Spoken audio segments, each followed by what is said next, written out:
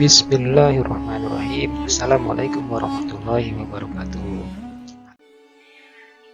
Baik, kita lanjut untuk zakat fitrah. Zakat fitrah tadi pengertiannya sudah ya. Zakat berupa makanan pokok yang wajib dikeluarkan orang dewasa baik anak-anak maupun dewasa menjelang Idul Fitri.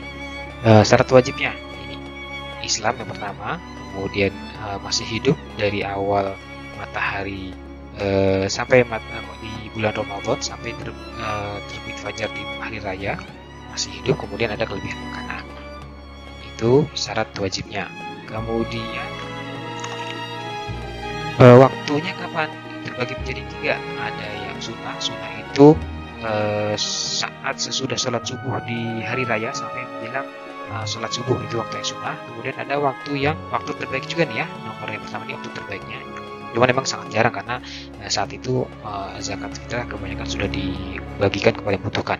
Yang kedua haram. Kapan waktu haramnya? Setelah sholat Idul Fitri, karena itu tidak sah, itu dianggap sebagai sedekah, itu haram. Kemudian yang ketiga mubah, waktu yang boleh, itu sejak awal Ramadan sampai akhir Ramadan, itu waktu yang diperbolehkan atau mubah. Kemudian besarannya berapa?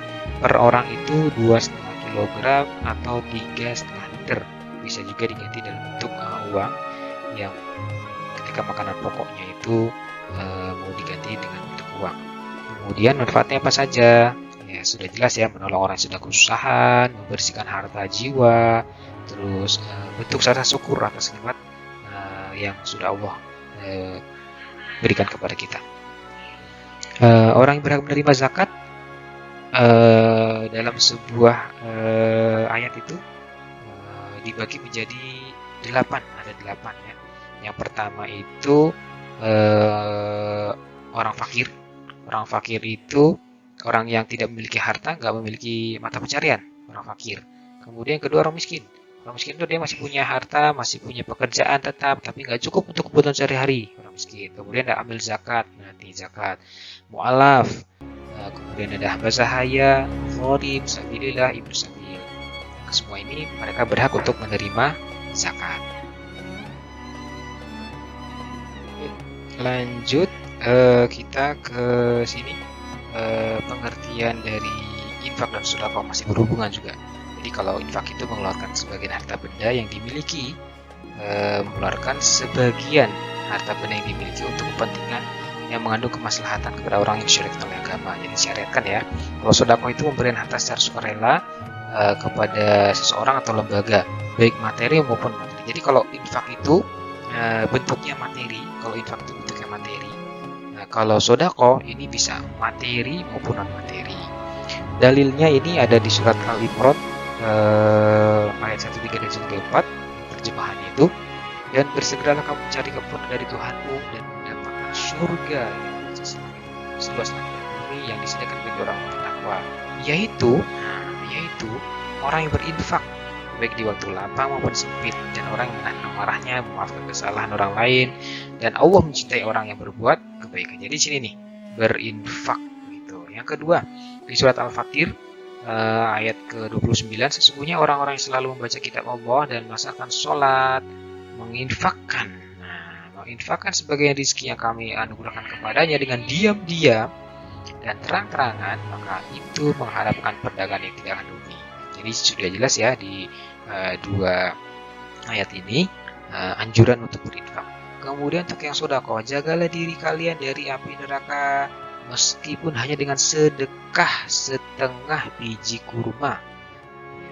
Jagalah diri kalian dari api neraka walaupun hanya sedekah dengan setengah biji kurma. Barang siapa yang tidak mendapatkan, maka ucapkanlah perkataan yang baik. Nah, jadi sedekah itu gak hanya berupa materi, berupa uang atau harta, tapi juga bisa dengan non materi, misalkan berkata yang baik, senyum kepada teman atau orang lain. Oke, kita lanjut ke pemberian yang dianjurkan dan dilarang. Oke, jadi ada pemberian yang dianjurkan dan dilarang. Mengeluarkan sebagian harta benda yang dimiliki untuk kepentingan mengandung kemaslahatan kepada orang-orang yang disyariatkan oleh agama, itu yang dianjurkan.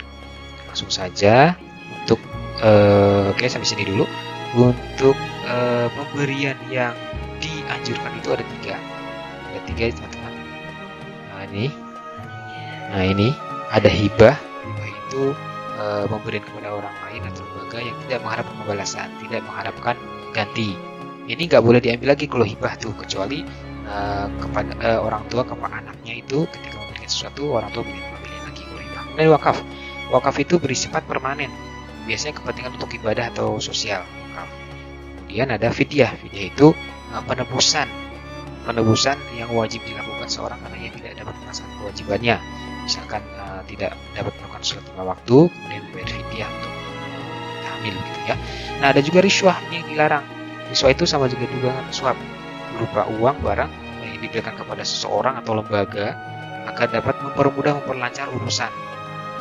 Itu yang dilarang.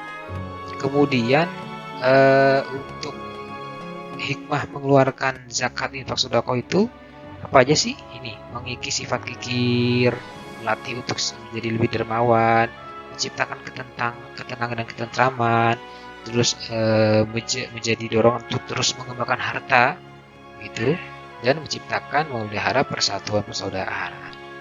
Gitu. Baik, teman-teman, alhamdulillah selesai sudah materi kita untuk hari ini. Bang Mici ucapkan terima kasih dan maaf. Assalamualaikum warahmatullahi wabarakatuh.